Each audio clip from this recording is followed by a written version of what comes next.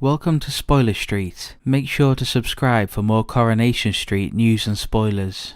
In this video, I will be doing a recap for Coronation Street episode that aired on Friday the 16th of December, so you can be caught up and ready to watch next week's episodes.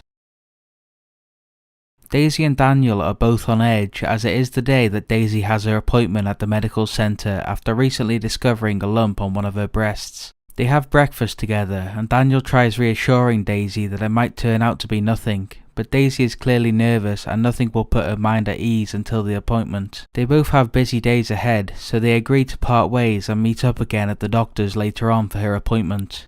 Daniel is later visited by Beth, where she brings the Christmas presents round for the family, and she also brings around a special Christmas decoration bauble with a picture of Daniel, Daisy and Bertie inside. Daniel is already upset over Daisy's health issues, and although it's a nice gesture, the gift seems to make him even more emotional than before.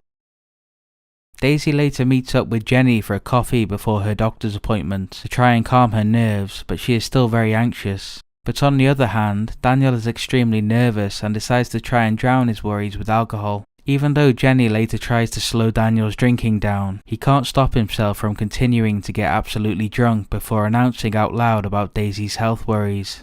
Jenny is clearly annoyed at Daniel because Daisy wants to keep her medical issues private and not drunkenly spouted to everyone at the pub. Daisy is later waiting outside the medical centre for Daniel, but he is nowhere to be seen, so instead she has to attend her appointment alone with no support. All the while Daniel continues his drinking in the local garden area.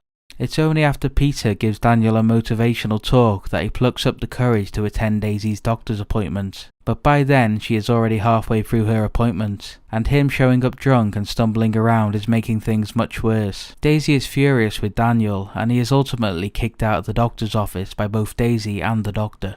After Daniel leaves, the doctor discusses Daisy's medical concerns and suggests going for scans of her breast to get a better look at what's going on. This leaves Daisy feeling nervous about everything that is happening, especially since she has been let down by Daniel. Instead of going home to a drunken Daniel, Daisy goes to the pub to confide in Jenny about her appointment and her worries, and Jenny suggests that she should stay with her at the pub overnight instead of going home.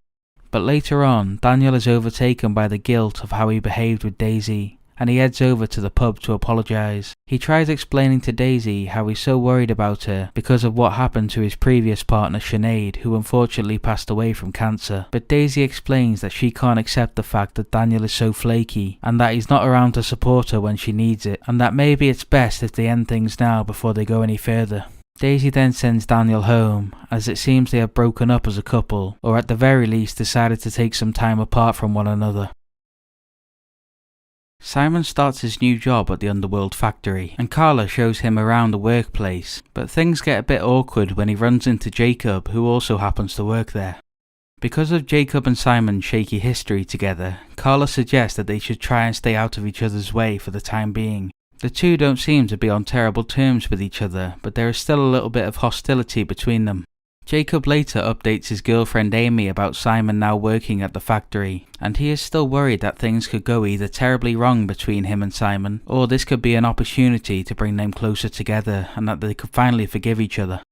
At the end of the workday, Jacob tries to be friendly with Simon and asks how everything went, and there is still a little bit of friction between them, but it seems that they are putting their differences aside to work alongside each other. Just as things were calming down, the work van suddenly races off as it appears someone has stolen it. Simon and Jacob quickly try and race after the van before eventually catching up. They then tackle the driver and pin him to the ground. Police officer Craig is nearby the scene and swoops in to arrest the driver.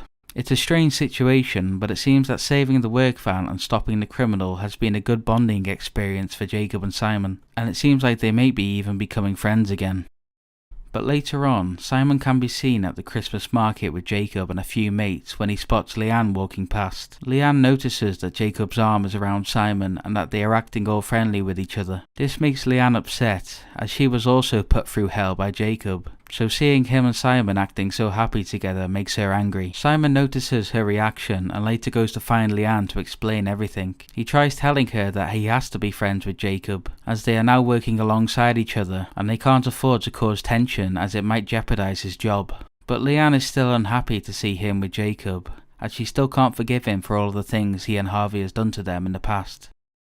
Jacob has a shock of his own later on in the episode as his father shows up out of the blue. It's been years since they have been in contact with each other, and it's clear that Jacob doesn't want anything to do with him and gives him the cold shoulder. His father tries to make an effort and talk to him, but Jacob shuts him down and continues walking away.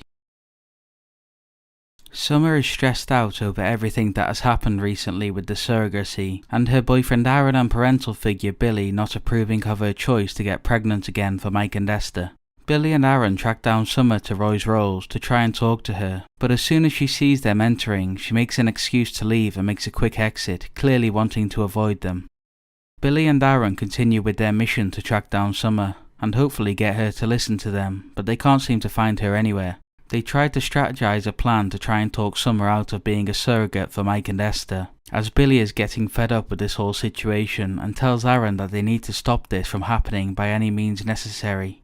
Billy later invites Mike and Esther over and begins accusing them of taking advantage of Summer. But of course, Mike and Esther thinks that they are the ones being taken advantage of, as Summer has taken their money without giving them a baby. They exchange a few harsh words with Billy, but in the end they say that Summer is a grown woman and it's her choice if she wants to be a surrogate for them. Billy later tracks down Summer at the winter market with Todd and Paul. He confronts her in a desperate attempt to stop her from going through with the surrogacy, saying that she is ruining her life. Todd and Paul try and calm Billy down, but they have no luck. Billy then threatens to go to the police to report Mike and Esther if this whole thing isn't stopped once and for all. But Summer says that if he gets the police involved, that she will leave the street and be out of Billy's life for good. Billy's tough love strategy doesn't seem to work on Summer, and she ends up walking away from him once again. Billy heads to the police station, but at the last second, Paul manages to convince him not to report Mike and Esther, as it might ruin his relationship with Summer forever. And it seems that Paul's convincing worked, as Billy decides to go home as a defeated man. But things take a scary turn when Aaron discovers a note from Summer in their shared apartments, stating that she has decided to leave. Billy and Paul also soon learn about the note and begin worrying about Summer. They immediately think that she must have gone to Mike and Esther's, but when they contact them, they say they haven't seen Summer in days. Now that she has left, everyone is even more worried about Summer. They feel like they have drove her away and that she could be anywhere by now. Because it's the last day of the school term and Max only has a half day in school, Shona invites him to come shopping at the Christmas market with her and his dad David, but Max decides to give it a miss, as it seems he already has big plans to hang out with Griff and his gang. We later see Max arrive at Griff's house, and they have the usual banter of Griff pretending to be his friend, all the while he is slowly leading Max into his inner circle. But Griff has something special in store for Max, as he passes him a Christmas gift from under the tree. And as Max opens the gift, he realizes that Griff has given him a brand new laptop. Now that Max has a brand new working laptop, he has no excuse for not editing and uploading propaganda videos and social media posts for Griff's gang. It's obvious that Max thinks Griff is giving him this gift as a nice gesture between two friends, but in reality you can see Griff's true intentions. Later on, Max arrives home in the middle of Shona and Lily having a movie night, and he feels left out. You can also see that he has an emotional look on his face while going up the stairs. Maybe this means that Max is starting to feel guilty, and he is beginning to have second thoughts about being involved with Griff and his gang.